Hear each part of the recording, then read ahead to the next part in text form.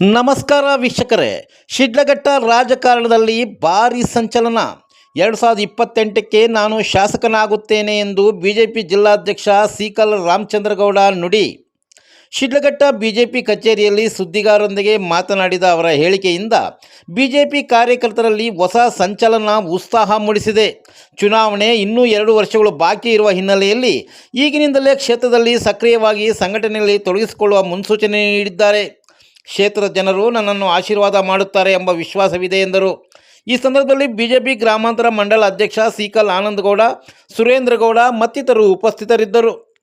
2028ಕ್ಕೆ MLA ಆಗಿ ಕಳಿಸ್ತಾರೆ ಅಂತಕ್ಕಂಥ ನಂಬಿಕೆ ಇದೆ. ಯಾಕಂದ್ರೆ ಬೂತ್ ಮಟ್ಟದಲ್ಲಿ ನಾನು ಹೋಗಿಲ್ಲ, ಬೂತ್ ಮಟ್ಟದಲ್ಲಿ ಗಟ್ಟಿಯಾಗಿ ಜಾಸ್ತಿ ಹೋಗ್ತಾ ಇದೀವಿ, ಬಟ್ ತುಂಬಾ ಹೋಗಿಲ್ಲ. ಈಗ ಹೋಗೋಕ್ಕೆ ಶುರು ಮಾಡ್ತೀವಿ.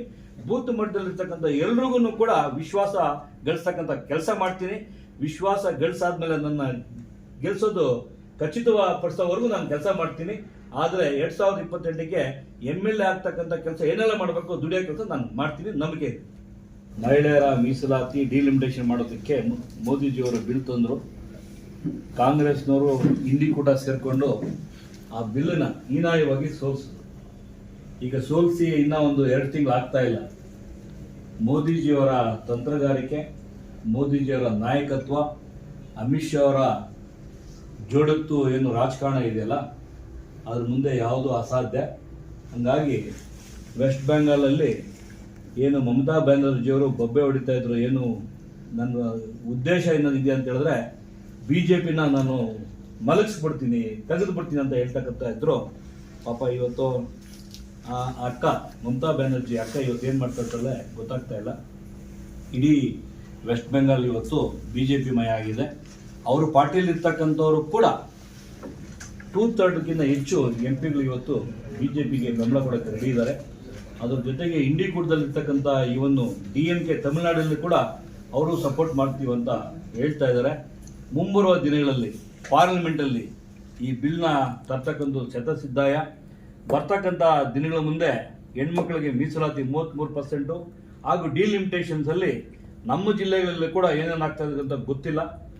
ಆದರೆ ಏನೇ ಆಗಲಿ, ಚಿಕ್ಕಬಳ್ಳಾಪುರ, ಚಿಂತಾಮಣಿ ಎರಡೂ ಕಡೆ ಏನಾಗಿದೆ ಅಂತ ಹೇಳಿದ್ರೆ ಸಾಕಷ್ಟು ಡೆವಲಪ್ಮೆಂಟ್ ಆಗಿದೆ. ಅಲ್ಲಿರ್ತಕ್ಕಂಥ ನಾಯಕರು ಸುಧಾಕರ್ ಇರ್ಬೋದು, ಇಲ್ಲಿರ್ತಕ್ಕಂಥ ಸುಧಾಕರ್ ಇರ್ಬೋದು, ಬೇರೆ ಪಕ್ಷದಲ್ಲಿ JK ಇರ್ಬೋದು, ಸಾಕಷ್ಟು ಅಭಿವೃದ್ಧಿ ಮಾಡಿದ್ದಾರೆ. ಯಾರೋ ಅಕ್ಕಪಕ್ಕ ಇರ್ತಕ್ಕಂಥ 2 ಕಾನ್ಸ್ಟಿಟ್ಯೂನ್ಸಿ. ಆದರೆ ಶಿಡ್ಲಘಟ್ಟದಲ್ಲಿ ಸಾಕಷ್ಟು ಹಿಂದುಳಿದಿದೆ. ಕಾರ್ಯಕ್ರಮಗಳು ಮಾಡ್ತಕ್ಕಂಥ ತುಂಬ ಇದೆ.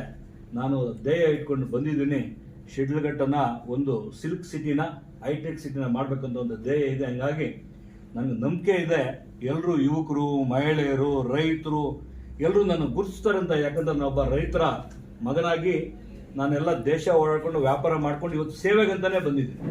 ಕೆಲವರೆಲ್ಲ ಏನಾಗ್ತದೆ ಅಂತ ಹೇಳಿದ್ರೆ MLA ಆಗಾದ್ಮೇಲೆ ನಾನು ಯಾರ ಹೆಸರು ಹೇಳಕ್ ಹೋಗಲ್ಲ, ಕೇಳೋರು ಅಂತ ಹೇಳ್ತೀನಿ. MLA ಆದ ವಿಧಾನಸೌಧ ಆದ್ಮೇಲೆ ಮುಂದಕ್ಕೆ ಹೋದ್ಮೇಲೆ ಹಿಂದೂ ಮರ್ತೋಗ್ಬಿಡ್ತಾರೆ. ನಾವೆಲ್ಲ ಮುಂದಕ್ಕೆ ಹೋಗಿ ಎಲ್ಲ ನೋಡ್ಕೊಂಡು ಬಂದಿದ್ದೀವಿ. ಇವಾಗ ಹಿಂದೆ ಸರ್ವಿಸ್ ಮಾಡಕ್ ಬಂದಿದ್ದೀವಿ. ಹಂಗಾಗಿ ಎಲ್ಲರೂ ಪತ್ರಿಕಾ ಮಾಧ್ಯಮರು ಕೂಡ ನಾನು ರಿಕ್ವೆಸ್ಟ್ ಮಾಡ್ತೀನಿ, ನನ್ನ ಧ್ಯೇಯ, ನಾನೊಬ್ಬ ಸಿವಿಲ್ ಇಂಜಿನಿಯರ್ ಇದ್ದೀನಿ, ವ್ಯಾಪಾರ ಮಾಡಿದ್ದೀನಿ, ಜನಸೇವೆಗಾಗಿ ಬಂದಿದ್ದೀನಿ. ನನ್ನ ಧ್ಯೇಯ ಜನಸೇವೆ. ಹಂಗಾಗಿ ಈ ಸರಿ ಎಲ್ಲರೂ ನನ್ನ ಕೈ ಹಿಡಿತಾರೆ ಅಂತ ನನಗೆ ನಂಬಿಕೆ ಇದೆ. ಹಂಗಾಗಿ